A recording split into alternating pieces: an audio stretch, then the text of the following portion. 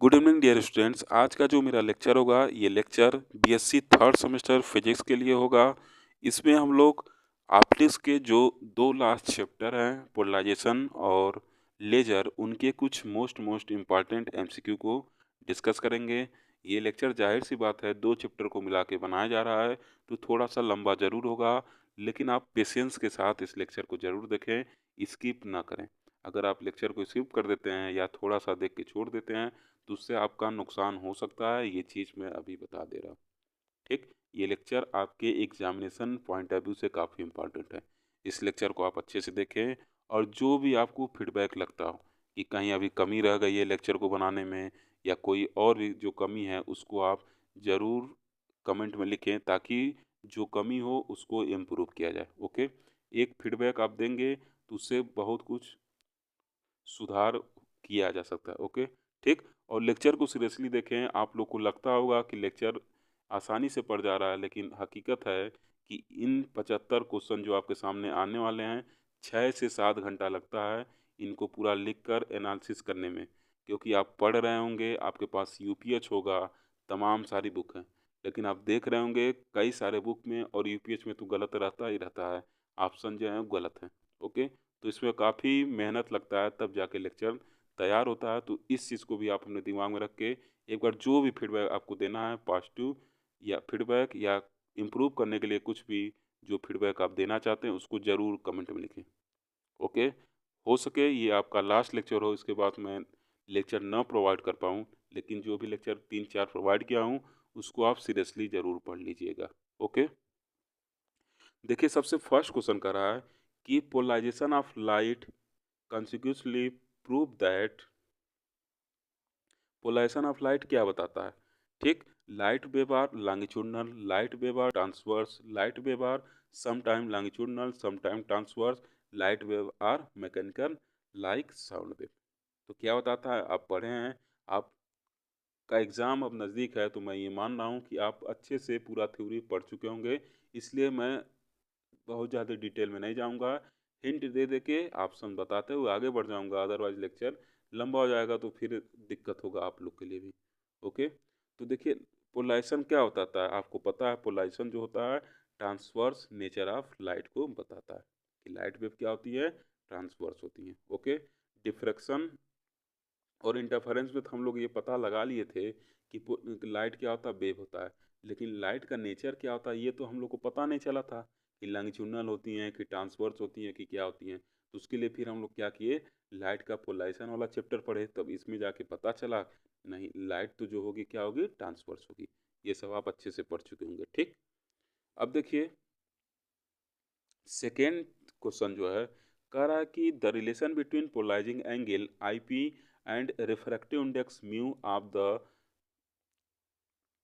Transference sheet each, क्या relation होता है, इसको भी आप जान रहे होंगे, अच्छे से पढ़ चुके होंगे, ब्रेविस्टर लॉ पढ़े होंगे, उसमें क्या आता है musical to tan I P, where I P is the polarizing angle.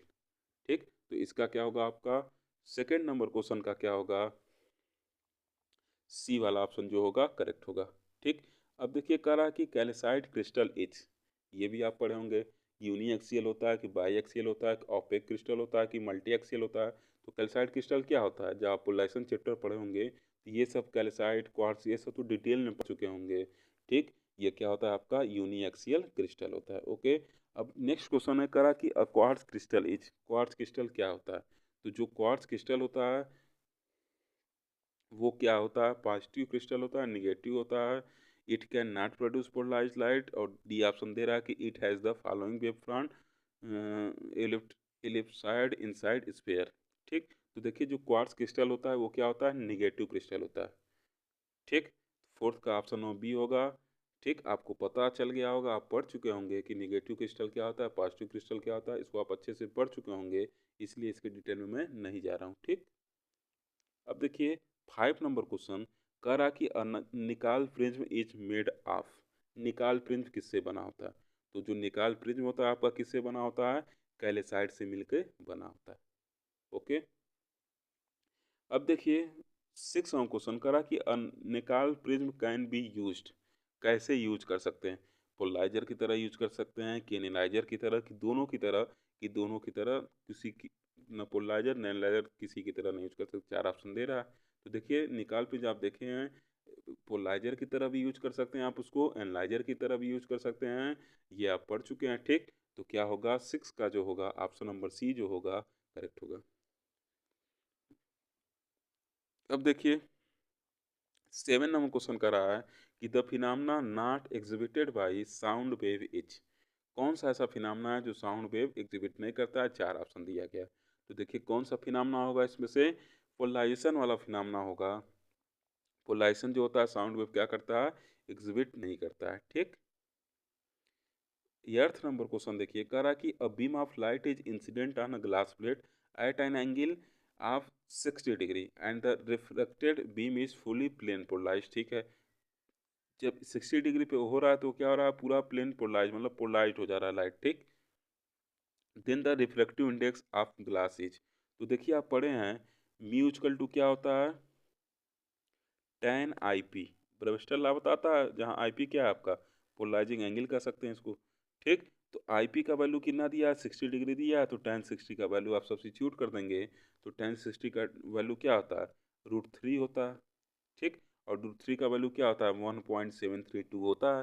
तो एर्थ नंबर क्वेश्चन का क्या हो जाएगा, सी नंबर ऑप्शन करेक्ट हो जाएगा 1.73। ठीक, अब देखिए ये फिर आ गया है 9 नंबर क्वेश्चन का रहा कि mu equal to tan P या tan आई पी जो या tan थीटा जो भी दिया हो, लॉ इज नोन एज, कौन सा लॉ कहलाता है, Ohm's law, Newton's law, Brewster's law, Faraday's law, क्या कहलाता है, ब्रेविस्टर लॉ। इंटर में भी आप इसको पढ़े हैं।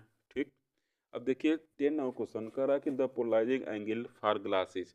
ये तो इंटर में भी आप कई बार पढ़े होंगे। इसके लिए क्या होता है, पोलराइजिंग एंगल ग्लास के लिए 57 डिग्री होता है। ठीक, 11th नंबर क्वेश्चन देखिए कह रहा है कि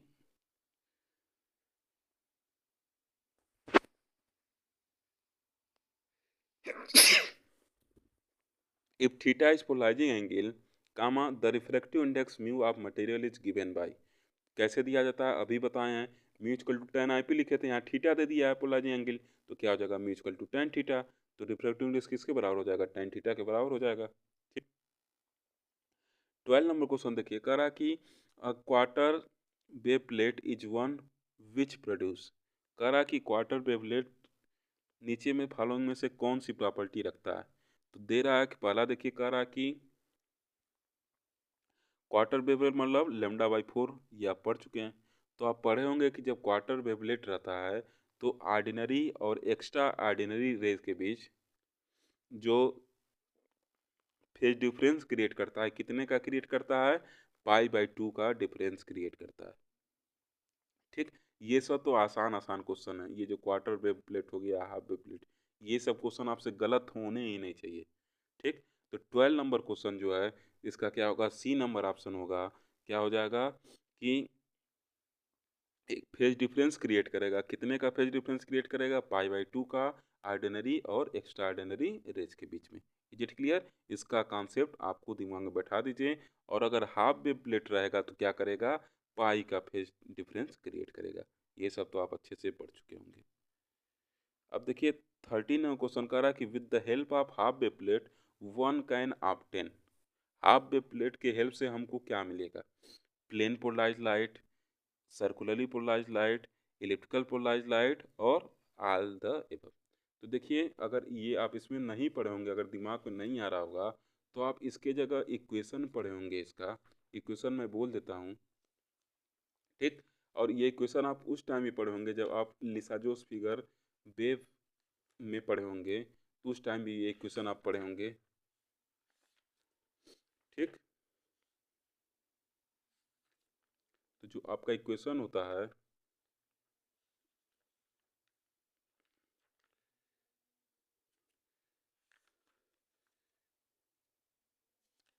वो इक्वेशन क्या होता है, x² by A square Y square by B square -2xy upon A B cos del या कास थीटा जो आप लिखिए is equal to sine square del होता है। ठीक, ये आप याद करिए, जब आप लिसाजोस फिगर पढ़े हैं बीएससी फर्स्ट सेमेस्टर के वेब में तो उसमें भी ये इक्वेशन पढ़े हैं, उसके हेल्प से भी आप इसको समझ सकते हैं। ठीक, तो जब यहाँ हाफ वेव प्लेट दे दिया है तो अब जो डेल का वैल्यू क्या हो जाएगा, पाई हो जाएगा। हाफ वेव प्लेट दे दिया तो डेल का वैल्यू कितना हो जाएगा, पाई हो जाएगा। और डेल का वैल्यू जैसे पाई हो जाएगा यहाँ पे, तो तुरंत क्या हो जाएगा, साइन स्क्वायर डेल पाई जो राइट हैंड साइड में होगा, आप इक्वेशन अपना निकाल लीजिएगा, उसके हेल्प से समझिएगा। ठीक, तो जैसे डेल का वैल्यू पाई होगा तो क्या हो जाएगा, राइट हैंड साइड पूरा जीरो हो जाएगा, और आपको एक इक्वेशन मिल जाएगा y equal to minus B by A X. ठीक, ये इक्वेशन मिलेगा, और आपको इस पे क्या होगा, प्लेन पोलराइज्ड लाइट मिलेगी। आप इस तरह लिसा जोस फिगर के केस में भी प्लाट किए होंगे। ठीक, ये आपको एक प्लेन पोलराइज्ड लाइट क्या होगी, मिल जाएगी। ठीक, तो क्या होगा, 13 का ए नंबर ऑप्शन करेक्ट होगा। इस तरह का क्वेश्चन आपको दिमाग में सेट करके रखना है। अब कह रहा है कि electrically polarised light can be obtained when phase difference between ordinary and extraordinary rays is. कब इलेक्ट्रिकली पोलराइज्ड लाइट मिलेगा आपको, जब कब मिलेगा, जब आपका फेज डिफरेंस क्या हो जाए, 90 डिग्री हो जाए। और इसी 90 डिग्री पे 14 नंबर क्वेश्चन का सी नंबर ऑप्शन होगा, 90 डिग्री पे मिलेगा। और अगर दोनों जो हैं वेव, उनका एम्पलीट्यूड क्या हो जाए, एक्स्ट्रा ऑर्डिनरी और जो ऑर्डिनरी है, अगर उनका एम्पलीट्यूड क्या होता है, आपस में बराबर हो जाए, तो उसी 90 पे क्या होता है, वो सर्कुलरली पोलराइज हो जाते हैं। ये भी आप अपने दिमाग में रखिएगा। ठीक, अब देखिए 15 नंबर क्वेश्चन करा कि ordinary light transmitted through a single निकाल प्रिज्म इच। अगर सिंगल निकाल प्रिज्म के थ्रू हम क्या कर रहे हैं, ट्रांसफर कर रहे हैं उसको, तो क्या होगा, प्लेन पोलराइज्ड हो जाएगा वो। ठीक, बी वाला ऑप्शन करेक्ट होगा। ये सब आप अच्छे से पढ़ चुके होंगे, इस सब क्वेश्चन में तो कोई आपको डाउट ही नहीं होना चाहिए।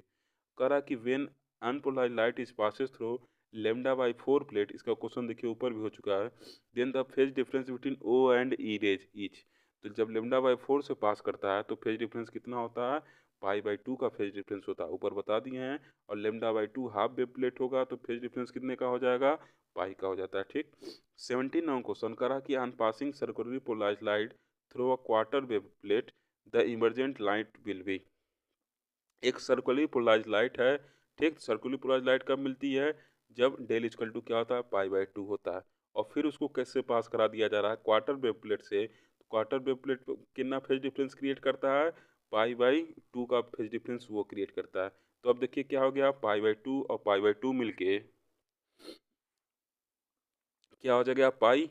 तो पाई पे आपको कैसा लाइट मिलता है, जो पाई पे आपको लाइट मिलता है क्या होता है, प्लेन पोलराइज्ड लाइट मिलता है। तो क्या हो जाएगा, 17 का जो होगा ऑप्शन नंबर ए क्या होगा, करेक्ट होगा। ओके, देखिए कितना आसान आसान क्वेश्चन एकदम। अगर आप लिसा जूस फिगर थोड़ा सा भी दिमाग में याद रखे होंगे, तो ये पोर्शन में आपको पोलराइजेशन में पढ़ने की जरूरत नहीं पड़ेगी। बस ये मान लीजिए लेमडा बाई 4 क्या करता है, पाई बाई 2 का डिफरेंस क्रिएट करता है। और जो लेमडा लेमडा बाई 2 जो हाफ वेव प्लेट है पाई का, और लेमडा बाई 4 पाई बाई 2 का। लिसा जो उस फिगर में इसको पढ़े हैं, यहाँ भी पढ़ रहे हैं, तो एक तरीके से आपका रिवीजन हुआ है पोलराइजेशन वाले चैप्टर में इसका। इसमें तो आपको कोई डाउट होना ही नहीं चाहिए। 18 नंबर क्वेश्चन देखिए, कह रहा कि a beam of plane polarised light falls normally on quarter wave plate, the emergent light is generally. Quarter wave plate पे आके गिर रहा है। ठीक, 18 नंबर क्वेश्चन कह रहा कि क्वार्टर वेव प्लेट पे आके गिर रहा है। तो जब क्वार्टर वेव प्लेट पे आके गिरेगा, तो जो आपका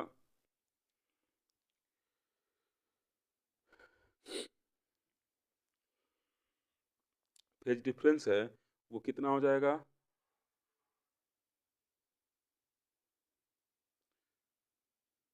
पूछ रहा कि, एक मिनट क्वेश्चन फिर से रिपीट करता हूँ। कह रहा कि a beam of plane polarised light falls normally on quarter wave plate, the emergent light is. तो 18 का क्या हो जाएगा, सी वाला ऑप्शन क्या होगा, करेक्ट होगा। क्वार्टर वेव प्लेट से जब पास करेगा तो क्या होगा, पाई बाई 2 का फेज डिफरेंस होगा। तो क्या हो जाएगा, आपका इलेक्ट्रिकली पोलराइज्ड लाइट हो जाएगा। ठीक,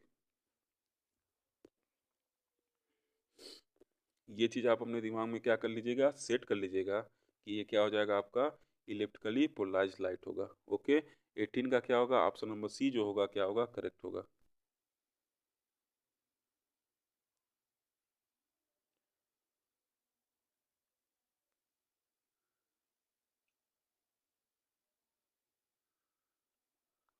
ठीक,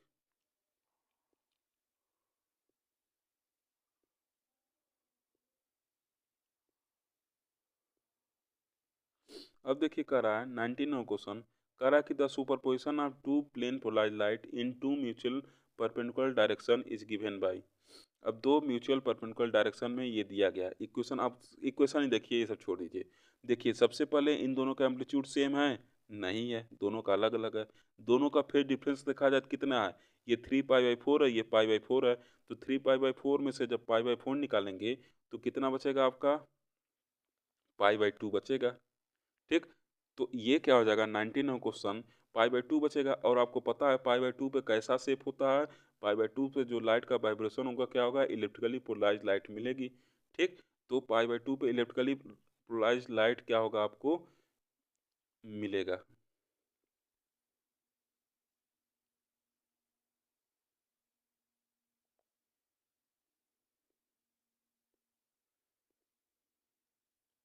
ठीक,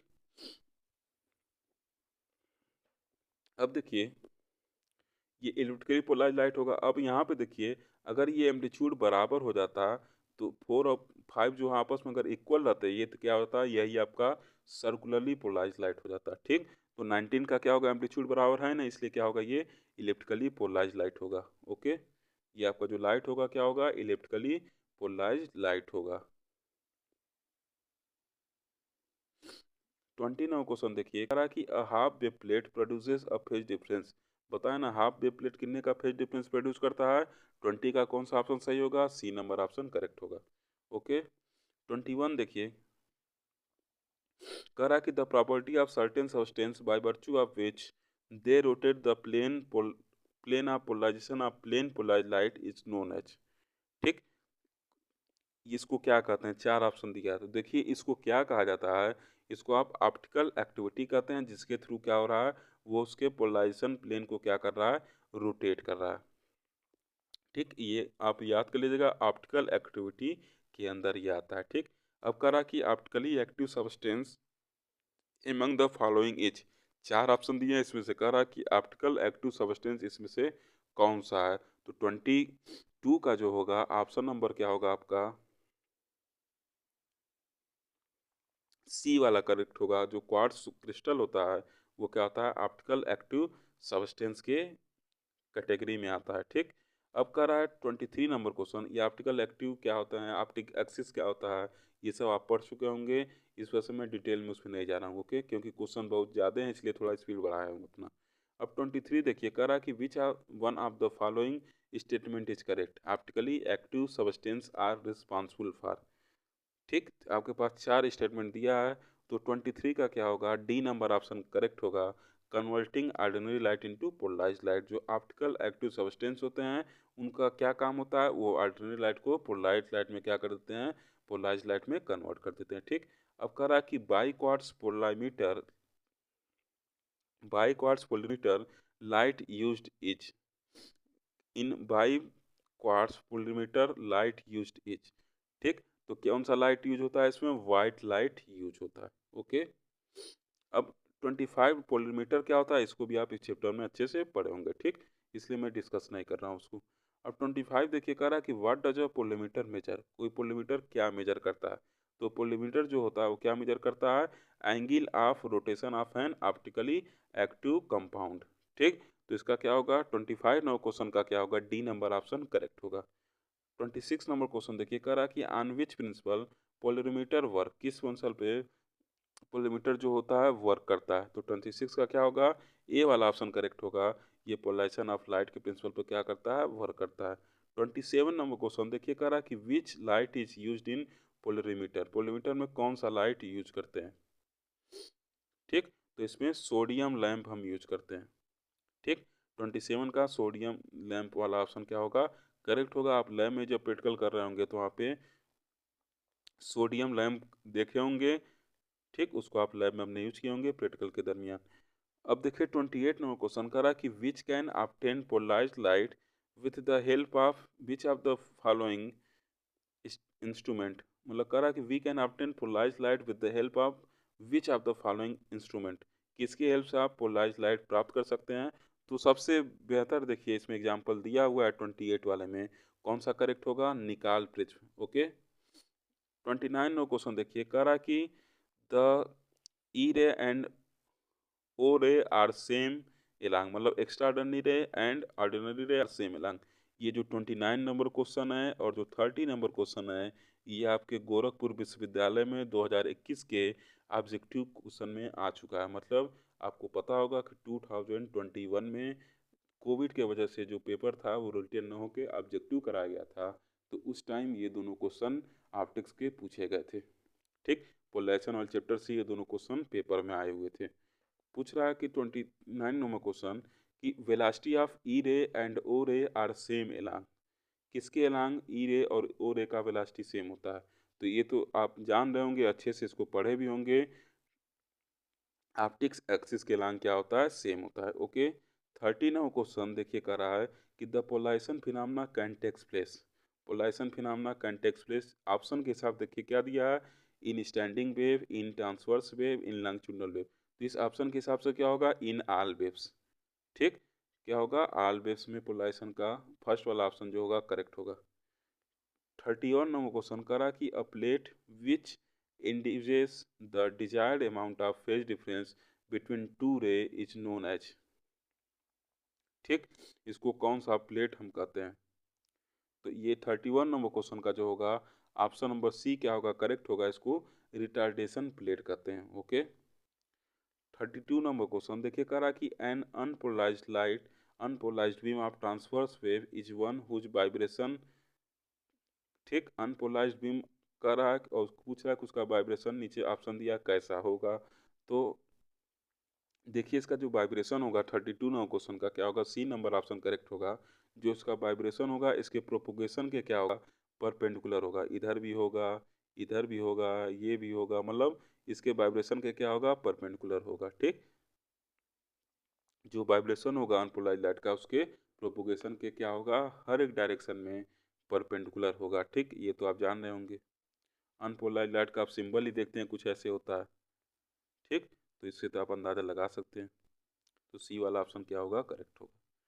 अब 33 देखिए, कह रहा कि an unpolarise light wave is travelling along X axis, the electric field vector in the beam vibrates in direction of. तो अगर एक्स एक्सिस के along जा रहा है तो इलेक्ट्रिक फील्ड जो है वाई में भी जा सकता है, जेड में भी जा सकता है। आपको पता है उसके परपेंडिकुलर ही होगा प्रोपोगेशन के। तो क्या हो जाएगा, ये आपका डी नंबर ऑप्शन करेक्ट होगा। वाई और जेड दोनों एक्सिस के along जा सकता है, या तो वाई में जाएगा या तो जेड में जाएगा। ओके, 34 देखिए, कह रहा है कि which of the following statement indicate that the light wave of transverse. कौन सा इससे बताता है कि लाइट वेव ट्रांसवर्स होता है। तो लाइट वेव ट्रांसवर्स कौन होता है, कौन सा फिनोमेना बताता है, कि उसका पोलराइजेशन वाला फिनोमेना बताता है। तो light waves can be polarised. ठीक, सी नंबर ऑप्शन करेक्ट होगा। 35 नंबर क्वेश्चन देखिए, कह रहा है कि the wavelength of light plays no role in interference में। तो भाई वेवलेंथ चाहिए, डिफ्रैक्शन वेवलेंथ चाहिए, रिजॉल्विंग पावर में। पोलराइजेशन में वेव का कोई काम नहीं, इसमें तो हम लोग इंटेंसिटी की बात करते हैं। ठीक, प्लेन ऑफ वाइब्रेशन इंटेंसिटी से बात करते हैं। तो इसका क्या हो जाएगा, 35 का सी नंबर ऑप्शन क्या होगा, करेक्ट होगा। 36 नंबर देखिए, एक बार रिपीट हो गया है, ऊपर भी आया था। ठीक, गलती से रिपीट हो गया है। कह रहा कि sound wave do not exhibit, क्या नहीं एग्जिबिट करता है, पोलराइजेशन। ठीक, 36 का क्या होगा, डी नंबर ऑप्शन करेक्ट होगा। ओके, 37 नंबर क्वेश्चन कह रहा कि the planes of polarisation of reflected and transmitted beam are. ठीक, ये क्या होते हैं, जो ये जो ट्रांसमिटेड और रिफ्लेक्टेड बीम के जो लाइट, ये जो ट्रांसमिटेड और रिफ्लेक्टेड बीम होते हैं उनका प्लेन ऑफ पोलराइजेशन क्या होगा। ठीक, ये पूछ रहा है। तो इसको देखिए क्या होगा, एक दूसरे के परपेंडिकुलर होते हैं। ठीक, इसका बी नंबर ऑप्शन क्या होगा, आपका करेक्ट होगा।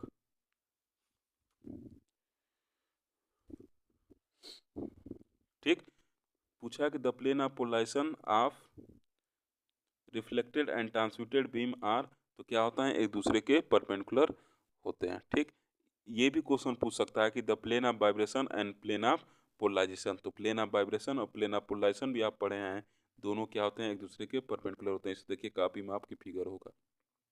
ठीक, ये भी क्या होता है, एक दूसरे के परपेंडिकुलर होते हैं। तो यही पूछ सकता है कि प्लेन ऑफ वाइब्रेशन और प्लेन ऑफ पोलराइजेशन क्या होते हैं, और ये भी पूछ सकते, ये क्वेश्चन आप देख ही रहे हैं, पूछ रहा है कि the plane of polarisation of reflected and transmitted wave are, ठीक, तो perpendicular to each other, B number option will be the right option.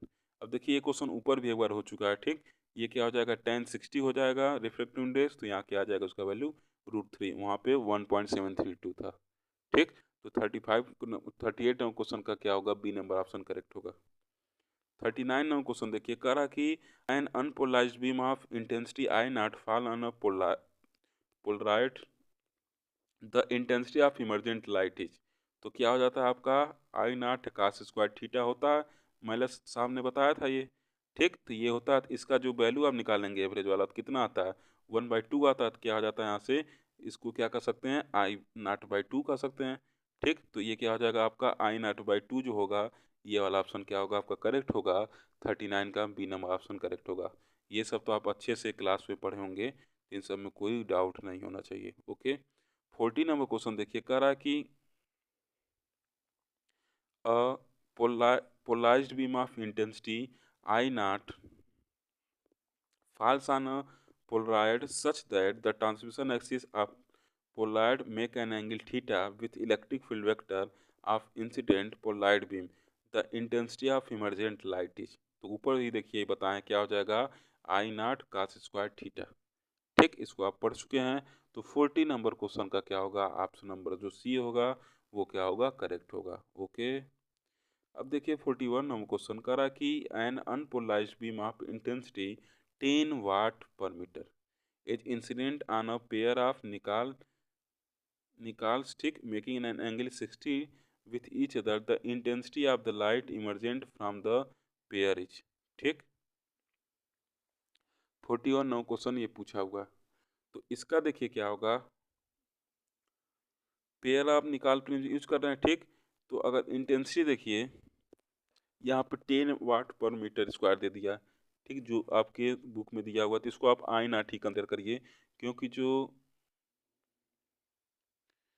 यहाँ पे आंसर है वो किसके टर्म में है, आई नॉट के टर्म में, तो इसको आप आई नॉट कर लीजिए तो बेटर है। ओके, तो देखिए क्या होगा, जब एक बार निकाल प्रिंस से पास करेगा तो कितना हो जाएगा आई नॉट बाई 2, ओके, और फिर उसके बाद जब दोबारा पास करेगा तो क्या हो जाएगा, कितने डिग्री पे है 60 डिग्री पे है, तो कास स्क्वायर 60 हो जाएगा, और 60 का वैल्यू कितना होता है आपको पता है 1/2, तब जब इसका स्क्वायर करेंगे 1/2 का तो क्या हो जाएगा 1/4, तो आंसर कितना आ जाएगा आई नॉट बाई 8। अगर 10 वाट पर मीटर स्क्वायर रहता है यहाँ पे, तो यहाँ पे 10/8 की टर्म में आंसर देना चाहिए था, लेकिन आंसर आई नॉट के टर्म में है तो इसलिए इसको आई नॉट कर लीजिएगा आप। ओके, डी नंबर ऑप्शन क्या होगा करेक्ट होगा। 42 नंबर क्वेश्चन देखिए, कह रहा है कि टू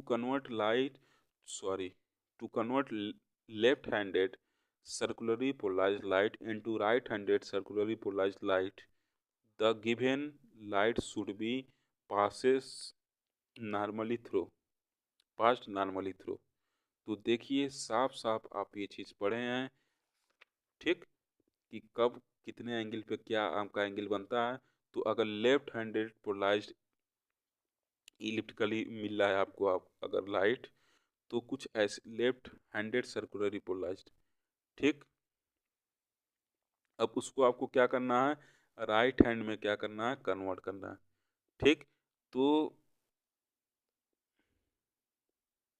आपको उसमें क्या करना पड़ेगा,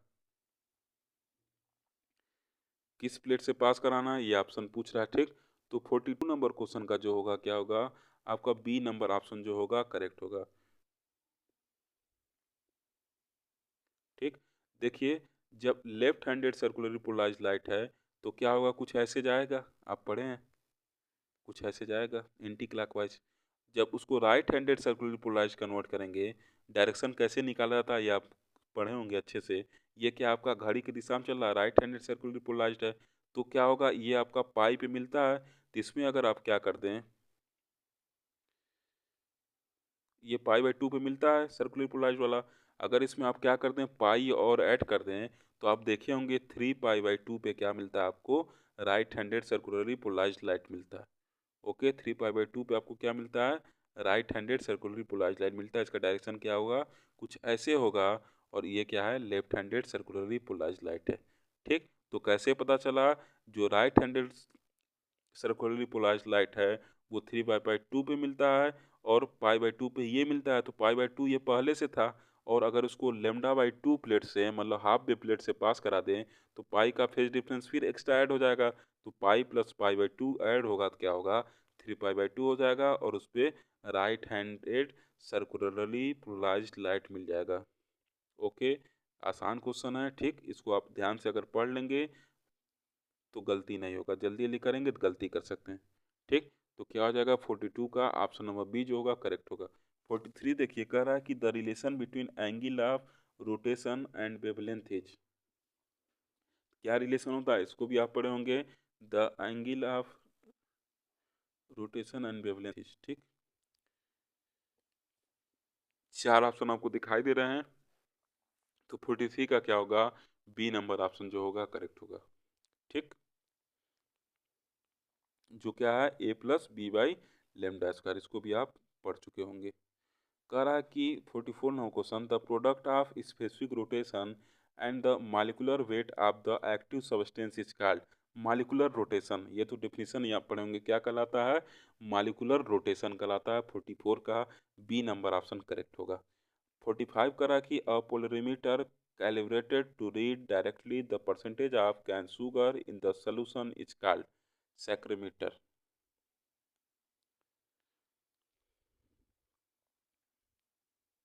ठीक, सी नंबर ऑप्शन क्या होगा? करेक्ट होगा। 46 नंबर क्वेश्चन देखिए, कह रहा है a laser beam is coherent because it contain. ठीक, ये देखिए यहाँ से हम लोग लेजर वाला सेक्शन स्टार्ट कर रहे हैं। ओके, 45 क्वेश्चन हम लोग देखिए किसका? पोलराइजेशन का। ओके, अब देखिए डिफ्लेक्शन जो हम लोग कल डिस्कस किए थे उसमें एक ये वाला वैल्यू भी आप याद कर लीजिएगा, 1 प्लस कास्ट थीटा वाला, ये छूट गया था। इसको क्या कहते हैं? ऑब्लिक्विटी फैक्टर कहते हैं। ठीक, और उसके बाद पोलराइजेशन का भी एक एमसीक्यू आपको दिमाग में रखना चाहिए मेरे हिसाब से। ठीक, कि अगर कोई मटेरियल है, मान लीजिए क्वेश्चन सुन लीजिएगा, कोई अगर कह रहा है कि the material of a quarter wave plate has the refractive index mu naught, इस तरह आप न्यूमेरिकल हो सकता लगाए हों, एंड म्यू ई, दो रिफ्रैक्टिव इंडेक्स रख रहा है, म्यू नॉट एंड म्यू ओ और म्यू ई। इसको ओ का तो ज़्यादा अच्छा है। ये किसका है? ऑर्डिनरी रे का, और ये किसका है? एक्स्ट्राऑर्डिनरी रे का। ठीक, तो ज्योमेट्रिकल थिकनेस दोनों का क्या होगा? क्वेश्चन ऐसे पूछ सकता है कि the geometrical thickness of the plate will be proportional to. ठीक, तो इसको भी आप क्वेश्चन देख लीजिएगा, किसके प्रोपोर्शनल होना चाहिए इसका ज्योमेट्रिकल थिकनेस? इसका जो ज्योमेट्रिकल थिकनेस है म्यू नॉट माइनस म्यू के इन -1 के प्रोपोर्शनल होना चाहिए। इसको आप देख लीजिएगा, क्वेश्चन आप सुन लिए हैं, इसको आप देख लीजिएगा। ओके, इस क्वेश्चन को भी इसमें लाना चाहिए था लेकिन ला नहीं पाया। और ये 1 प्लस cos थीटा डिफ्रेक्शन वाला आपकी कॉपी में लिखवाया गया है, क्या होता है?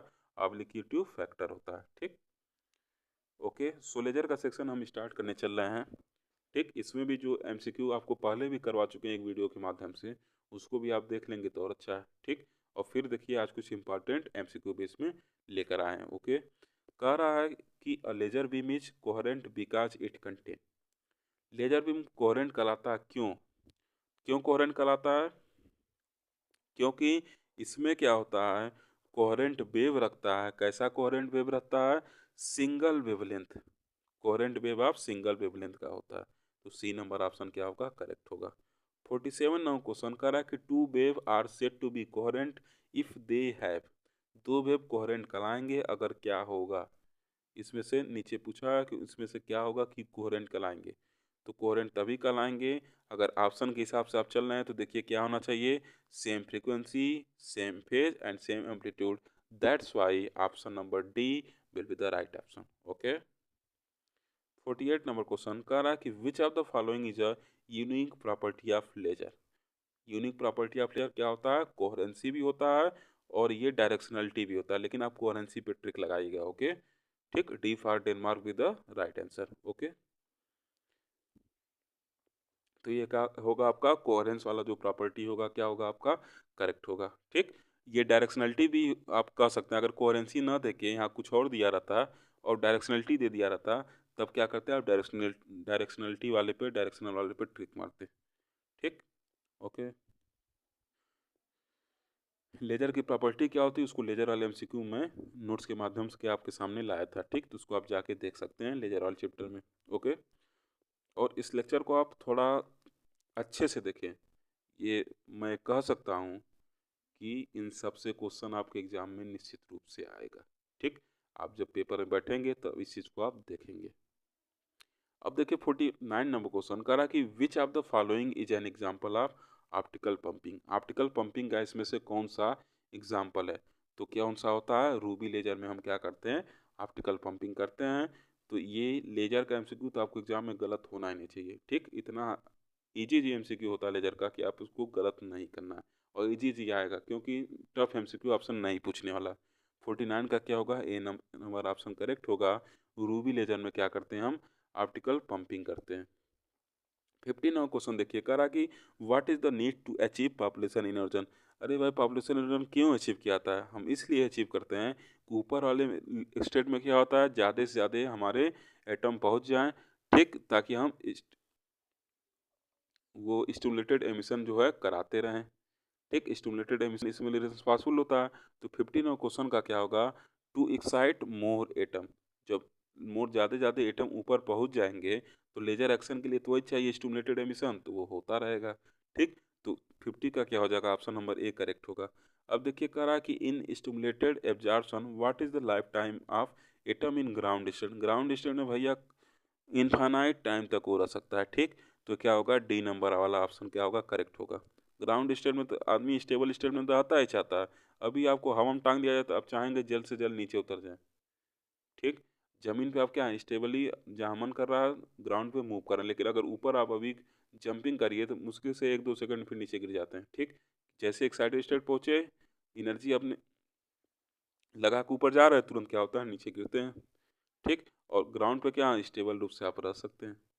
तो इन्फिनिटी टाइम तक भी एटम क्या कर सकता है? रह सकता है ग्राउंड स्टेट पे। ओके, अब 52 नंबर क्वेश्चन देखिए, कह रहा है कि which of the following is not characteristic of laser. इसमें से कौन सा लेजर का करेक्टरिस्टिक नहीं है? तो बी वाला नहीं है। लेजर क्या होना चाहिए? यूनी डायरेक्शन होना चाहिए, इसमें डाइवर्जेंस नहीं होना चाहिए, ठीक। इस चीज़ को लेजर वाले एमसीक्यू में डिस्कस किया था। तो बी नंबर ऑप्शन करेक्ट होगा। मोनोक्रोमेटिसिटी लेजर में होना ही चाहिए, कोरेंसी भी होना चाहिए, इंटेंसिटी भी होना चाहिए, हाईली इंटेंस होना चाहिए, ठीक। तो जब उसमें डाइवर्जेंस नहीं रहेगा तो क्या रहेगा? हाईली इंटेंस रहेगा। 53 नंबर क्वेश्चन कर रहा है कि Einstein coefficient of induced absorption B12 and stimulated emission B21 are related as. तो 53 का क्या होगा? आपका ऑप्शन नंबर जो सी होगा वो क्या होगा? करेक्ट होगा। जो B12 होता है वो क्या होता है? B21 के बराबर होता है, ठीक। 54 नंबर क्वेश्चन कर रहा है कि हु इन्वेंटेड फर्स्ट लेजर। सबसे पहला लेजर कौन बनाया था? तो 54 का क्या होगा? ऑप्शन नंबर जो बी होगा क्या होगा? करेक्ट होगा। टी मैमन ने सबसे फर्स्ट लेजर बनाया था, ठीक। और वो कौन सा लेजर था आपका? रूबी लेजर था। ओके, अब देखिए 55 नंबर क्वेश्चन कर रहा कि रूबी लेजर क्या होता है आपका? एक 3 लेवल लेजर होता है, ठीक। इसको तो आप पढ़े होंगे। अब 56 नंबर क्वेश्चन कर रहा है कि in helium neon laser the ratio of helium and neon is. कितना रेशियो होता है हीलियम और नियॉन का हीलियम नियॉन लेजर में? तो आप इसको अच्छे से जानना है कितना होता है। सी वाला ऑप्शन करेक्ट होगा। कितना होगा? 7:1 के बराबर होगा। ओके, तो 56 का सी ऑप्शन क्या होगा? करेक्ट होगा। 57 नंबर क्वेश्चन देखिए, कह रहा कि हीलियम नियॉन लेजर इज। क्या होता है हीलियम नियॉन लेजर भाई? 4 लेवल लेजर होता है। ओके, 58 नंबर क्वेश्चन देखिए, कह रहा है कि the working of laser devices is based on the phenomena of. किस फिनोमेना पर बेस्ड होता है? तो भाई साहब ये तो आपको पता है, ये किस फिनोमेना बेस्ड होगा? किस पे बेस्ड होगा ये? स्टिमुलेटेड एमिशन पे बेस्ड होना चाहिए। स्टिमुलेटेड एमिशन मस्ट होता है लेजर एक्शन के लिए, इसीलिए हम पॉपुलेशन इन्वर्जन इसमें करते हैं by the help of pumping. Okay, 56 का क्या होगा? सॉरी 58 का सी नंबर ऑप्शन जो होगा करेक्ट होगा।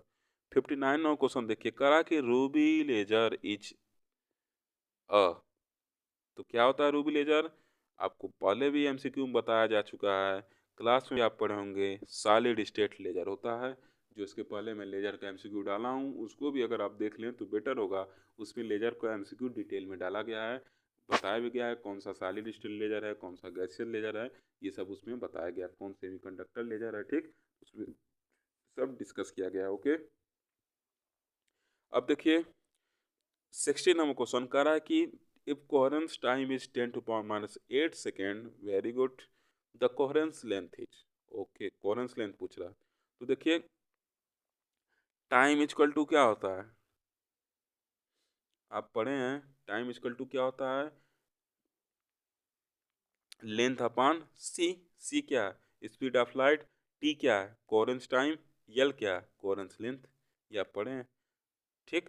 तो यल इक्वल टू क्या निकाल, हमको यल निकालना है, तो यल इक्वल टू क्या हो जाएगा टाउ इंटू सी, टाउ का वैल्यू है कितना दिया है 10 टू पावर माइनस 8, सी का वैल्यू कितना होता है 3 इंटू 10 टू पावर प्लस 8 होता है ना, तो ये 10 to power minus 8 10 to power plus 8 गया तेल लेने, क्या बचेगा 3, अब देखिए 3 सेंटीमीटर भी दिया है 3 मीटर भी दिया है, तो वेलोसिटी ये जो होता है ये क्या होता है 3 इंटू 10 टू पावर 8 मीटर पर सेकेंड होता है, तो सेकेंड से सेकेंड कट गया, मीटर अलग बच गया, तो क्या हो जाएगा 3 मीटर। तो आप ध्यान दीजिएगा ऐसे क्वेश्चन में आप यूनिट को लेके गलती कर सकते हैं, तो किस में यूनिट आएगा, मीटर में आएगा, क्योंकि स्पीड ऑफ लाइट जो होता है किस में होता है मीटर पर सेकंड में, हम लोग 3 इंटू 10 टू पावर 8 पढ़ते हैं, ठीक, तो क्या हो जाएगा 3 मीटर। ओके,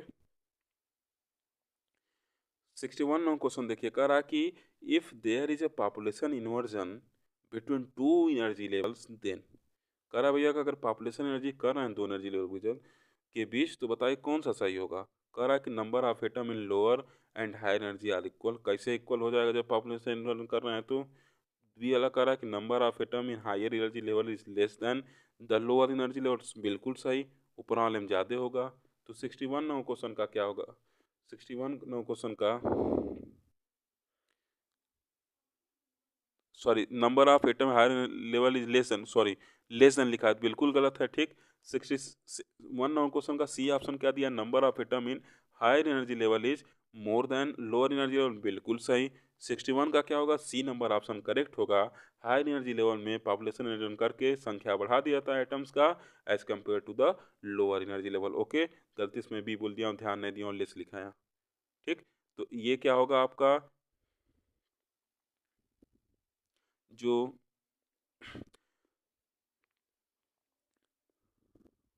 आपका सी वाला ऑप्शन है वो क्या होगा, सी वाला ऑप्शन जो होगा आपका क्या होगा करेक्ट होगा। ओके, तो आप ये सी वाला ऑप्शन क्या लगा दीजिएगा, करेक्ट लगा दीजिएगा कि number of atom in higher energy level is more than lower energy level. Okay, ठीक है आगे बढ़ते हैं।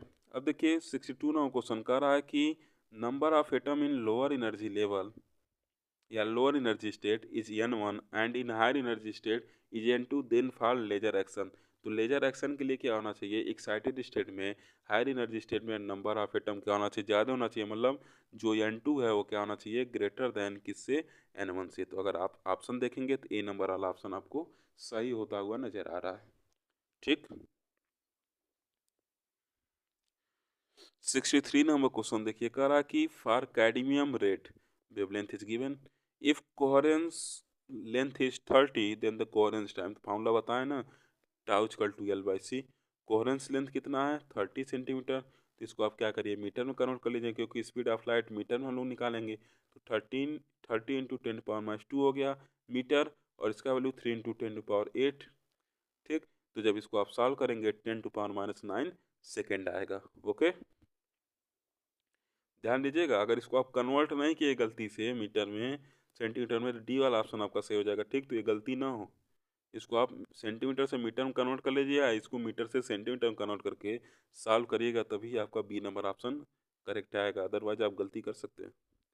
64 नंबर क्वेश्चन देखिए कह रहा है कि laser is abbreviation of, laser का फुल फॉर्म भाई क्या होता है, light amplification by stimulated emission of radiation, इसको लेजर वाले एमसीक्यू में अच्छे से बताया गया है, सी नंबर ऑप्शन क्या होगा आपका करेक्ट होगा। 65 नंबर क्वेश्चन देखिए कह रहा है कि ratio of probabilities of spontaneous emission and stimulated emission is, ये भी देखिए आप फार्मूला पढ़े होंगे पूरा आइंस्टीन वाले में डिराइव करके, किसके प्रोपोर्शनल होता है, न्यू क्यूब के प्रोपोर्शनल होता है, जो फ्रीक्वेंसी होती है देखिए न्यू क्यूब के क्या होगा प्रोपोर्शनल होता है, ठीक। तो 65 का क्या होगा आपका डी नंबर ऑप्शन जो होगा क्या होगा, करेक्ट होगा। 66 नंबर क्वेश्चन देखिए, the population inversion necessary for laser action used in solid state laser is. Solid state laser में जो पॉपुलेशन इन्वर्जन यूज किया था, कौन सा यूज किया था, ठीक। तो 66 का क्या होगा, ऑप्शन नंबर डी होगा। सॉलिड स्टेट लेजर में कौन सा यूज करते हैं हम, ऑप्टिकल पंपिंग यूज करते हैं, ठीक। ये सब तो आप पढ़ चुके होंगे। 67 नंबर क्वेश्चन कर रहा कि the population inversion in helium neon laser is produced by. Helium neon laser में पॉपुलेशन इन्वर्जन कैसे प्रोड्यूस करते हैं, इन इलास्टिक कोलिजन से प्रोड्यूस करते हैं। और रूबी लेजर जो इसके पहले आया था सॉलिड स्टेट वाला, उसमें कैसे प्रोड्यूस करते हैं, ऑप्टिकल पंपिंग से। किस में कौन सा यूज करते हैं, लेजर वाला एमसीक्यू आप जाके देखिए, जो अलग से बनाया है, सब कुछ जानकारी वहाँ आपको एक ही वीडियो में मिल जाएगी, या आप पढ़ भी चुके होंगे क्लास में। ओके, अब कह रहा है कि laser beam is highly coherent so it can be used in. तो देखिए, interference, diffraction, polarisation, Rutherford scattering. तो आपको पता है कि इंटरफेरेंस में क्या हम लोग कंडीशन लगाते हैं सस्टेन इंटरफेरेंस का, कि light waves must be coherent. तो कोहेरेंसी, लेजर लाइट भी कोहेरेंस है, तो इसको किससे अच्छे में यूज कर सकते हैं, इंटरफेरेंस में अच्छे से यूज कर सकते हैं। क्योंकि इंटरफेरेंस का सस्टेन कंडीशन होता है कि लाइट सोर्स क्या होना चाहिए, कोहेरेंस होना चाहिए। वो हमको मिलता नहीं था, तो हम उसको लाइट्स मिरर से और फिर इससे बाइप्रिंस से, यंग्स डबल स्लिट एक्सपेरिमेंट से एक ही सोर्स से दो सोर्स बनाते थे कोहेरेंसी के लिए। ये सब तो आप जान ही रहे हैं।